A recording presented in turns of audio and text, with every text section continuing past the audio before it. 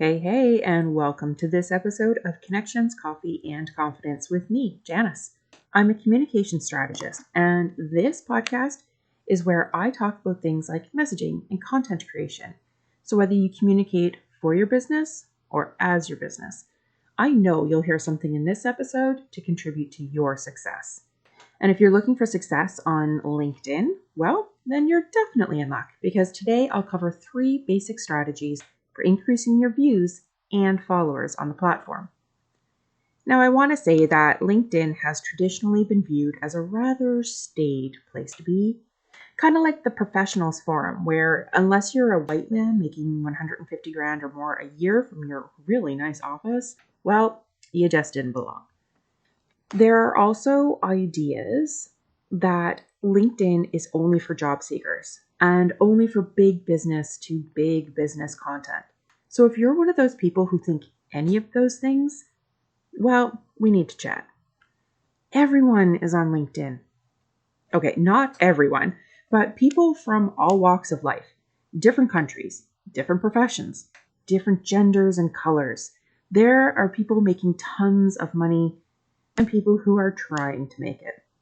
There are those who are looking to change jobs, for sure, but there are those who seem to really love their work. There are people for whom LinkedIn is their work. And then there are those looking to recruit, like obviously, because otherwise the job seekers wouldn't be there. But even when you look at the people who are on LinkedIn, who are happily employed and not looking for anything, those people are still individuals with interests, beliefs, values, and friends and family with whom they will share things of interest. My point is that LinkedIn is not only made up of job seekers and recruiters. It's not just for big companies. It's made up of individuals. It's for you and your work, your skills, your expertise. You may not enjoy your time there. There are people who give out because it's becoming like Facebook. And I've seen complaints about posts like thirst traps or things getting too personal. But if you stayed away or just toyed with the platform because you thought it wasn't for you, I challenge you to take what you hear in this episode and apply it for 3 months. That's long enough to get a feel for the platform, to create a routine around it, and to decide if you want to make it work. Deal? I create content for some clients on LinkedIn, and I've been reviewing the results so I could update my numbers and strategy. And while I do periodic reviews, this time I thought I'd take a big step back and review a year's worth of stats. And a communication strategy can take up to 9 months to start showing results, by the way. So a year review, great opportunity to check it out. And the results, if I may say so, were bonkers. Year on year, one client saw follower growth increase by 60%. Page views increased by 2,500%. And her unique visitors increased by 3,600%. And from a strategic point of view, those numbers are lovely, but not very meaningful, as who is in that audience is important as well. Fortunately, I was able to go and see that 40% of her audience is the demographic that we've been targeting for LinkedIn content. Now, looking back at this strategy that I created for this client, I can pinpoint 3 things that made the difference to her stats. And these things can be replicated by you in your business. The 3 items are consistency, content, and searchability. Now let me explain how all of those relate to a LinkedIn strategy. Starting with consistency. I know, this is not revolutionary, but nor is it exacting and overwhelming. Twice a week, every week, for over a year. That's how often my clients currently have content posted to LinkedIn. Sometimes we take a piece of their content from another platform, change up the image, and tweak the language for a different audience. Sometimes it's something specifically for those on LinkedIn, but there is something posted twice a week, every week.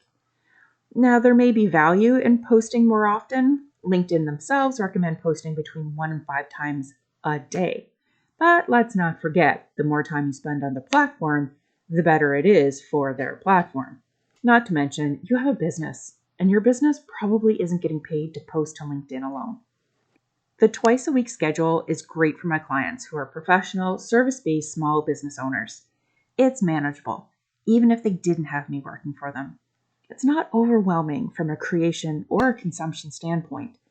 And over time, it enables you to develop your voice and speak to the clients or the network that you want to create. And that is the name of the game: relationships and networks. If you want to post more, if you want quick growth or are leading into a sale or growth period in your business and you want to ramp up the potential for business, post more. Just make it something that you can manage longer term. People will notice if you ramp up and post loads for a sale or a launch and then disappear afterwards until the next one. It's not a good look. So consistency. Aim to post twice a week. The second piece of the strategy is content. Sounds straightforward, and it is, when you have your background work done. You'll need to know your audience, your voice or the tone and the language that you use to communicate, your messaging, and your goals. Once you have those items clear, your content darn near creates itself. If you need help clarifying any of those aspects, I do have a resource that walks you through mapping out your brand so you can create this content more quickly or have a package to hand over to a VA or a social media manager to work from. It is a mega time saver, and I use it to onboard my clients. You'll find it on my website, janisfogarty.com, in the DIY section called Take Control of Your Brand, and of course, I'll link to that in the show notes. So once you have the basics down, well, then you can start experimenting with the actual content. You don't need to write and take pictures yourself. You can use stock photos. You can share interesting posts from relevant accounts. I like to link to articles in the media that the audience members probably wouldn't otherwise see, but would find interesting or useful. If you want to position yourself as an expert, include a commentary when you link to those external sources. And it doesn't have to be a huge thought leader piece professing ultimate knowledge and passing judgment. You can just paraphrase the article. You can highlight the point that you found most interesting. You can reference the article and talk about what it means you think or do as a result. And you don't have to write copy from scratch or grab story ideas from the ether or your personal or professional life every single time. The world is choking on content, and you are allowed to use that to inspire your work. Just make sure to link to the original article or cite the author properly. Credit where credit is due. Besides, you'd want someone to refer to your work when they found it useful, right? And knowing your goals will also help shape your content. If you're trying to grow your audience, the simple sentence, "Follow me for more information about content creation," or aromatherapy for children, or whatever it is that you're doing, well, that's a great way to end it. Have a call to action, be it a request for their thoughts, an invitation to follow you, an opportunity to learn more about what you do, or to flat out work with you. Your content is there to support your goals, so put it to work. Now we've covered consistent content that is relevant to your audience, aligned with your brand, and displays a bit of who you are. And that leads me to the third point, which is searchability. Now this point further breaks down into two aspects: keywords and hashtags. What you might not realize is that LinkedIn has a search engine function, so it uses some of the same mechanisms to share and show content as conventional search engines. What this means to you is that knowing your keywords is a handy tip for becoming more discoverable. You know, when you search Google and you type in pumpkin oat bars, for example, you'll find a bunch of results that contain those words. Up at the top of the list, you might find more results with the complete phrase, pumpkin oat bars. Further down the list, you'll find results for pumpkin oat cakes or smoothies or overnight oats, followed by pumpkin carving and general pumpkin content. So the most relevant content pops up first, and it's the same as in LinkedIn. Have you ever searched in the platform? Try it. You'll get results based on your search terms, as will your potential clients. Now, for this tip to work, you obviously need to know what they're searching for, what topics they're asking about or talking about, and you can have a listen to episode 113 to learn more about discovering keywords. I'll link to that in the show notes as well. Once you have your keywords, then you just start using them in your content, right there in your copy. Now, obviously, they need to make sense in their placement. You can't just jam a bunch of keywords into a sentence or a paragraph if they don't logically belong there. Keyword stuffing might bring you in front of a searching audience, but it makes your content look unprofessional, often unintelligible, and it provides little value. Basically, it looks like what it is, an attempt to be discovered without providing a reason for anyone to hang around. As an additional hint, you can use those keywords in your bio to help you and your business get discovered, not just your content. The second aspect of searchability is the hashtag. Yes, those things from Instagram have a place on LinkedIn too. Some of your keywords will work well as hashtags, which is great.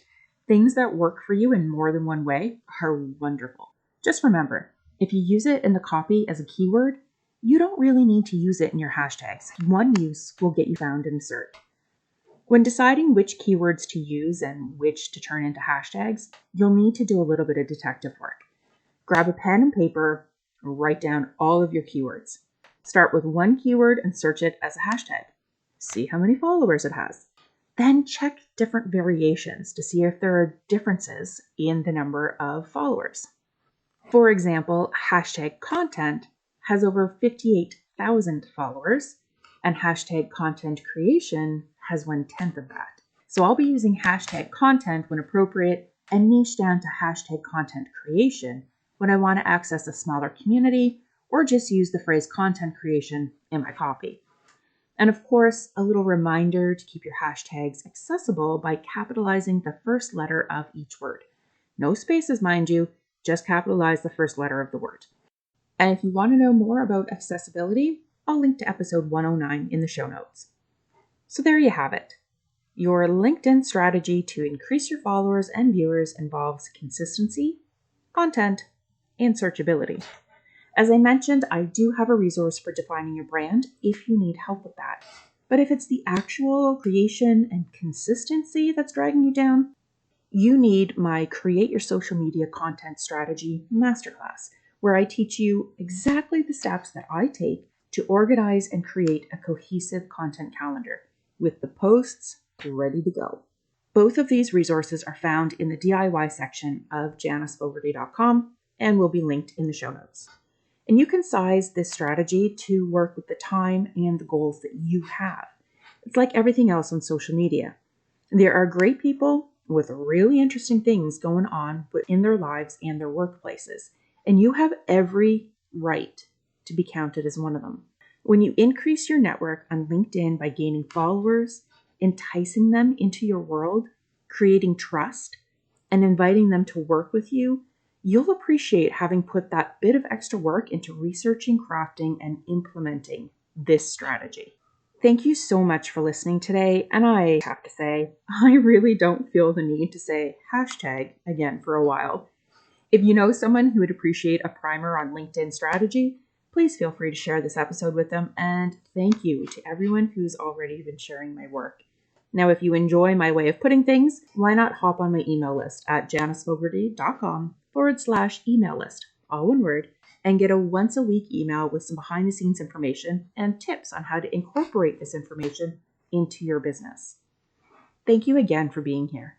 Until next week, my friend, have a fan-freaking-tastic rest of your day.